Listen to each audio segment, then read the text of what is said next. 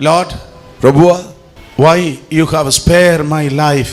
నన్నెందుకు కాపాడావు, నన్నెందుకు బ్రతికించావు? I asked for death. నేను మరణాన్ని కదా కోరుకుంది. Thousands of people died, hundreds of pastors died. వేల సంఖ్యలో జనులు, వందల సంఖ్యలో పాస్టర్లు చనిపోయారు కదా. They want to live.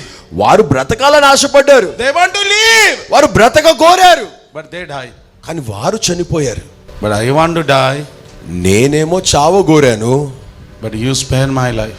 నీవేమో నన్ను బ్రతికిస్తున్నావు. Why? ఎందుకు? There's a voice is coming from his presence. ఆయన సన్నిధి నుండి ఒక స్వరము బయలుదేరి వస్తోంది. This is no more your life. ఇది మీ జీవితము కాదు ఇక మీదట. But my purpose is going to manifest through you. మీ ద్వారా నా ఉద్దేశము వెల్లడి కానై ఉన్నది. I'm going to shock you. I'm going to surprise you. నేను మిమ్మల్ని ఆశ్చర్యపరచబోతా ఉన్నాను, నేను మీకు విభ్రాంతి కలిగించబోతా ఉన్నాను. I'm going to surprise you. నేను మిమ్మల్ని ఆశ్చర్యపరచబోతున్నాను. I'm surprising months, surprising years, surprising decades are ahead of you.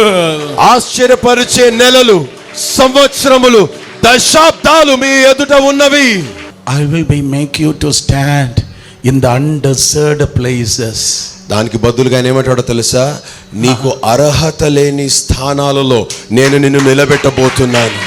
You are going to my witness in undeserved places. నీకు అర్హత లేని స్థలములలో మీరు నాకు సాక్షులై ఉండబోతున్నారు.